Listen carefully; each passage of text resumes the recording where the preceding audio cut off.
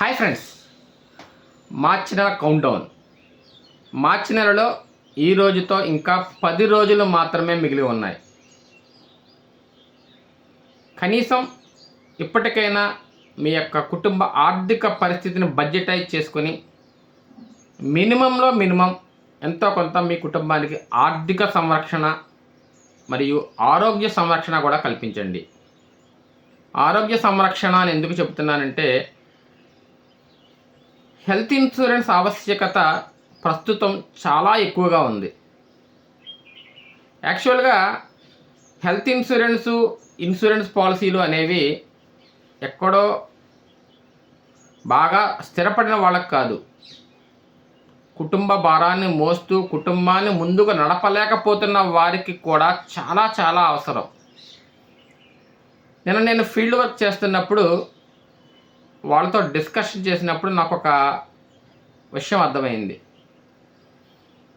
ఇదివరకు LIC policy కట్టమన్నప్పుడు కట్టలేకపోయారు, health policy కట్టమన్నప్పుడు కట్టలేకపోయారు. ఏంటంటే నిజంగా కూడా కరెక్టే అది. వాళ్ళు సంపాదించిన సంపాదన వాళ్ళ కుటుంబ ఆర్థిక అవసరాలు తీర్చుకోవడానికే చాలా కష్టతరంగా ముందుకు వెళ్తూ ఉండేది. నేను కూడా ఇబ్బంది పడుతున్నారు కదా అని పదే ప్రెజర్ చేయలేకపోయాను.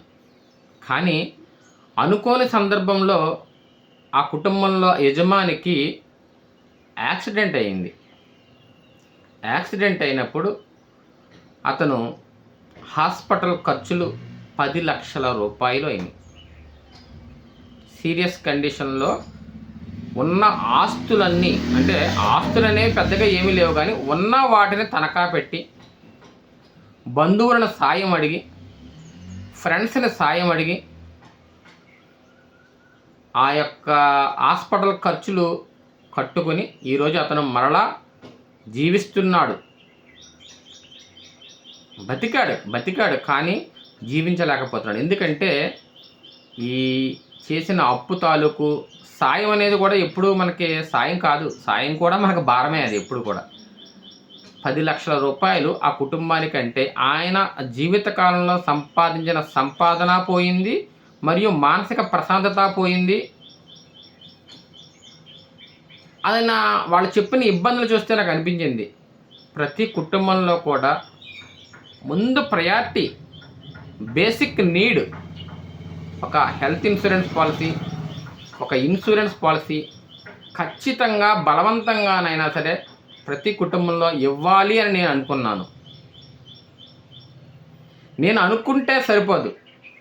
ప్రస్తుత సమాజంలో మనం తెల్లవారుజామున లెగిసి మన వృత్తిరీత్యా బయటికి వెళ్ళి ఇంటికి వచ్చే లోపల ఖచ్చితంగా మనం ఏదో ఒక గుణపాఠం నేర్చుకుంటాం.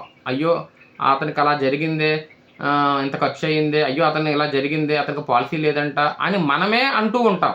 కానీ మనకు ఎల్ఐసి పాలసీ ఉందా, మనకు హెల్త్ ఇన్సూరెన్స్ పాలసీ ఉందా అని ఆలోచించాం. మరొక చిన్న విషయం, చాలామంది నేను చూస్తూ ఉంటాను, హాస్పిటల్కి వెళ్ళి వచ్చిన తర్వాత అక్కడ హెల్త్ కార్డు ఉందా అని అడుగుతారు. వాళ్ళు ఇక్కడికి వచ్చి మాకు హెల్త్ పాలసీ చేయండి అని అడుగుతారు. అప్పటికే వాళ్ళు అనారోగ్యం పాలయ్యే హాస్పిటల్కి వెళ్ళి వచ్చారు.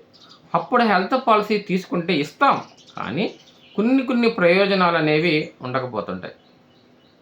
ముందుగా మేల్కొంటే నామమాత్రపు ప్రీమియంతో మనం కట్టేది వేలల్లో ఉంటుంది, మనం పొందే రక్షణ మాత్రం లక్షల్లో ఉంటుంది.